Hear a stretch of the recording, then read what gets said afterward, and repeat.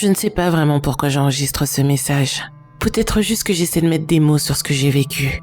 Une chose est sûre, j'espère que cela m'aidera à alléger ne serait-ce qu'un peu la douleur qui me ronge depuis ce fameux jour. Ce jour où tout a changé. Depuis que je suis petite, j'ai toujours adoré faire de la randonnée. Mes parents étaient passionnés de camping. Et même si je n'étais pas particulièrement fan des nuits passées dans une tente, au milieu des bois, à écouter chaque craquement de branches et à me demander quelle créature pouvait rôder dans l'obscurité, j'aimais parcourir les sentiers pendant la journée, admirer les fleurs sauvages, observer les animaux discrets et contempler les paysages époustouflants. C'était ça mon havre de paix, mon échappatoire à tout le reste. Une fois adulte, cette passion est restée intacte. Peut-être même qu'elle était devenue une sorte d'obsession. La vie que je menais était monotone.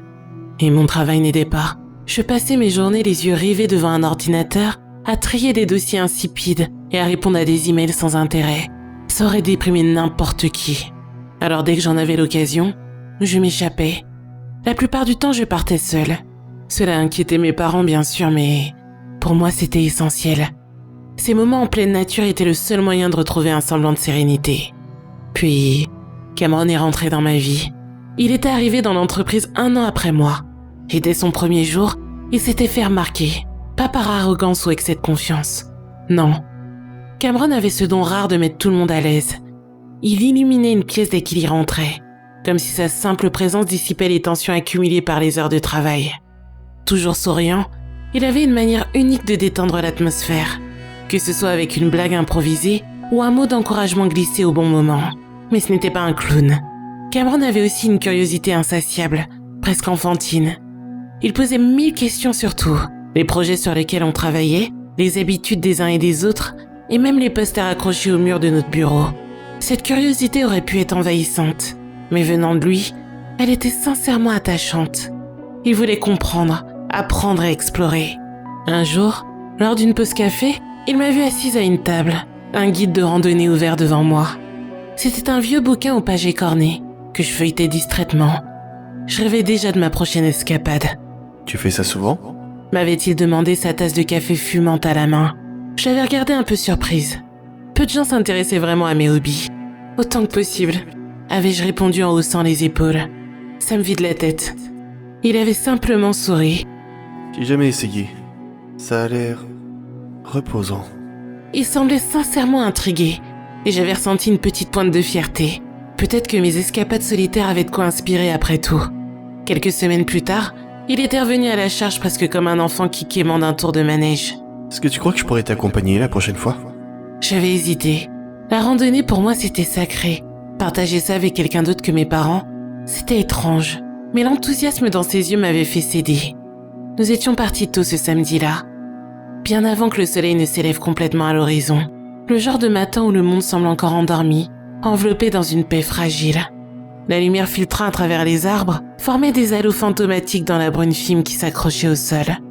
Chaque pas écrasait des feuilles mortes, produisant un craquement doux et rythmé qui semblait être le seul bruit dans cette forêt endormie. Cameron, lui, débordait d'énergie. Il avait un sourire large et contagieux, qui donnait presque l'impression qu'il redécouvrait le monde. Tout l'émerveillait. Les variations subtiles de la lumière à travers les branches, le chant mélodieux des oiseaux, ou encore la forme étrange des champignons nichés dans la mousse. C'est quoi celui-là ? On peut le manger ? M'avait-il demandé en désignant une espèce que je ne connaissais même pas. Je n'ai pas pu m'empêcher de sourire. Tu sais ce qu'on dit ?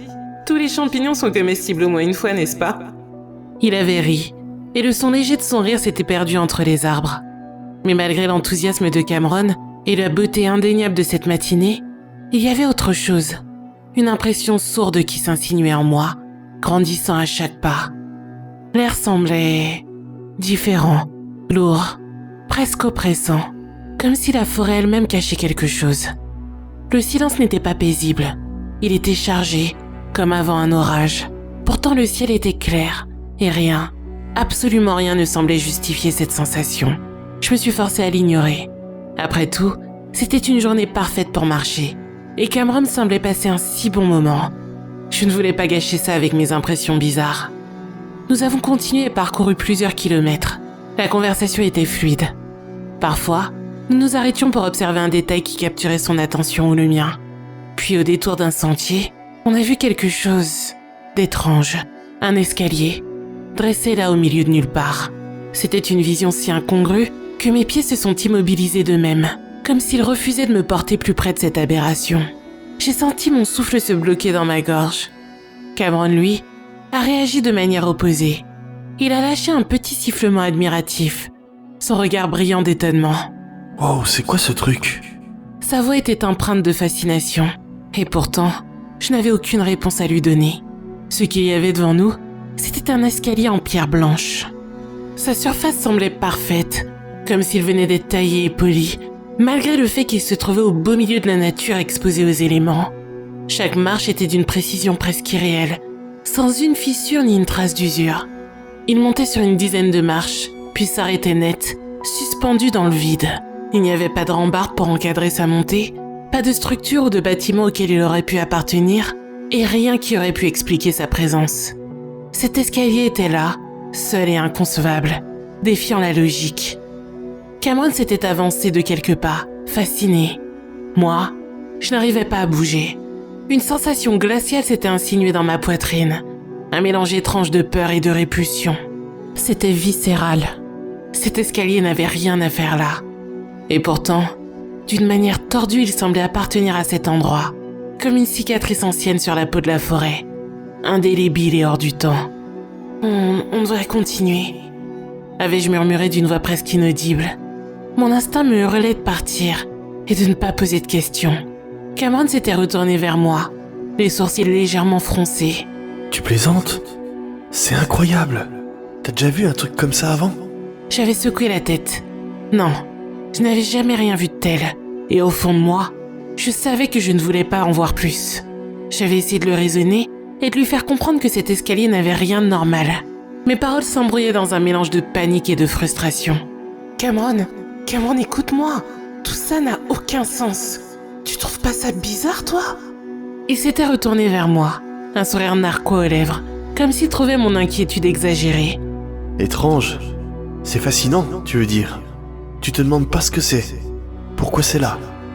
Je voulais lui crier que oui, que moi aussi je me le demandais, mais que la réponse n'avait pas l'air de valoir le risque. Alors j'ai essayé une autre approche. Ça me met mal à l'aise, Cameron. Sérieusement. On devrait partir. Mais il ne m'écoutait pas. Il était comme un enfant devant un jouet flambant neuf, les yeux pleins d'une curiosité vorace. Il avait contourné l'escalier, passant ses mains sur les marches pour inspecter chaque détail. Regarde ça, Emma. La pierre est complètement intacte. Pas une seule fissure. Comment c'est possible? Je n'avais pas de réponse, et je n'en voulais pas. Tout ce que je savais, c'est que mon malaise grandissait. Le silence de la forêt devenait oppressant, comme si elle attendait quelque chose. Puis, il a posé un pied sur la première marche. « Cameron, fais pas ça !» Il s'était retourné vers moi amusé. « Allez, Emma, c'est juste un escalier. Qu'est-ce qui pourrait arriver ?» Tout pouvait arriver. Mais les mots étaient restés coincés dans ma gorge. Je n'avais rien dit. J'étais pétrifiée et incapable de bouger ou de l'arrêter. Je l'avais regardé monter, une marche après l'autre, comme dans un rêve dont je ne pouvais pas m'échapper. Chacun de ses pas résonnait d'un écho sourd, amplifié par le silence de la clairière. En atteignant la dernière marche, il s'était retourné vers moi. Son sourire triomphant me glaçait le sang. Tu vois, rien de bizarre. Et puis, tout avait basculé. Son sourire s'était figé, comme s'il avait été transformé en pierre en un instant. L'expression sur son visage avait changé, passant de la satisfaction à une terreur pure et viscérale. Ses grands yeux ouverts fixaient quelque chose au-dessus de lui, quelque chose que je ne pouvais pas voir. Ses lèvres bougeaient légèrement, comme s'il essayait de dire quelque chose, mais qu'aucun son n'en sortait. C'était un spectacle terrifiant. « Cameron ?» avais-je murmuré, ma voix se brisant sous l'effet d'une peur grandissante. Il n'avait pas répondu. Il ne semblait même pas m'entendre. Tout son corps s'est mis à trembler violemment. Ses bras s'élevant lentement comme s'il essayait de se protéger de quelque chose. Mais quoi?